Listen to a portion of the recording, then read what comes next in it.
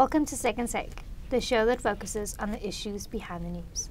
My name's editor Martin Creamer joins me to discuss palladium theft, Brazil's deadly tailings dam collapse, and the opportunities in brine. Welcome, Martin. Hi, Sashni. Now, the UK is seeing a crime wave catalyzed by palladium. Tell us what's going on abroad. You know, the platinum price has been soaring, and platinum is used in catalytic converters. Catalytic converters keep dirty air out of the cities, so it's very important.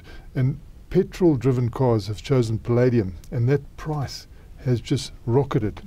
So what is happening now, as the Financial Times reported at the weekend, that palladium has got so precious that people are even stripping the cars of their catalytic converters during the day to get them to scrap dealers who give them cash to make sure they can get their hands on this palladium. So it's just a situation where the price of palladium has got out of hand. I don't know why they let this happen, because if you're managing these metals properly, you shouldn't allow the price to spike.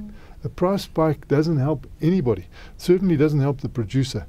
And I can remember, you know, way back in 1988, I was sitting with the CEO.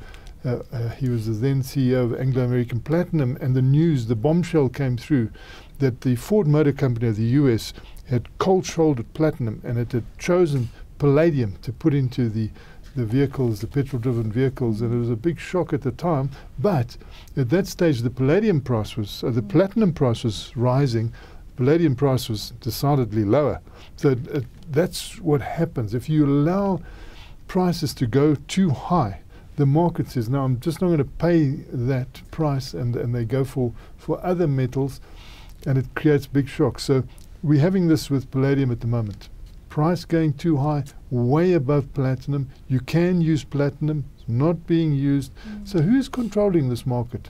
It's a worry, because whoever is managing this market is not doing a good job. So why don't they put their faces up properly and let us see who it is? We're always hearing that platinum has got such a lot of inventory, and that's why the price is low. And of course they were hit by that scandal in America with VW. But somehow there's too much opacity around this price setting, how it happens. It seems the slightest bit of metal can determine the price. And that is not good for mining. And if they're going to mismanage this market so badly, perhaps it should be re-looked at, because who's benefiting from the speculators? And it seems like thieves in London. And BHP and Vale are facing a challenge following the deadly tailings dam collapse in Brazil. Yes, you know, we've had the second tailings dam collapse in Brazil. Now, we had the Mary Spray disaster here in the 90s, which was horrific. But you've got to always inspect these tailings dams. You know, the angle of the buttress, the level of the water content. This has got to be monitored all the time. You would imagine that in Brazil, they've just suffered that terrible Samarco disaster, which is incriminating Vale and BHP Billiton. You think they would have really made sure that the tailings dams were secure? They claim they had consultants in. Who are these consultants? I see arrests have been made now, probably of the people, the contractors who came in and said that this particular new dam, which has killed 65 people now, was in order. It was okay, they're saying. I mean, really, I think the CEO should quit. I mean, it's a disgrace. How can you have another disaster so soon after the first one, and now so many people killed, and you're not managing your assets, and you're destroying the environment?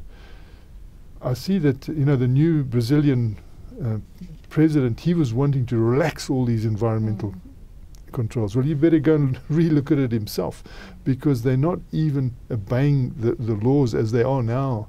So what does he want to do? Relax it, make it even worse? Apparently there are about 60 of these tailings dams that are at risk in South America. So I'm sure this disaster now will have everybody flurrying around to have a look at their tailings dams, including in South Africa. But if they're built properly and if they're monitored, normally you don't have a disaster like this. So I think that Vale really they're destroying the reputation of the mining industry by allowing this to happen. And lastly, the UN sees a prospect of converting the environmental problems associated with brine into an economic opportunity. You know, we always think, well, if we run out of water, we can go to the sea, we can take the salt out of the sea water, and we've got this fresh water. We don't think beyond that. As you can see is happening with Saudi Arabia and Middle East.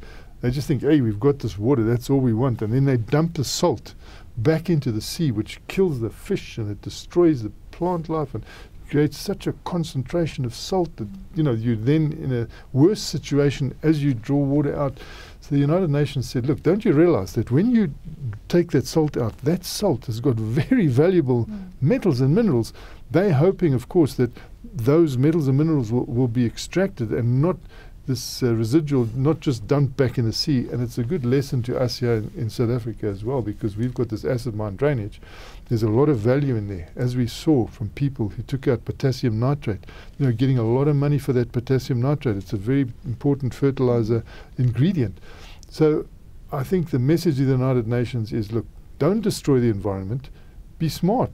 Turn this into business, because you can get so many metals and minerals out of this that it will be for the good of the world, not for the world's detriment, as we see happening, particularly in the Middle East, where a lot of this desalination is taking place.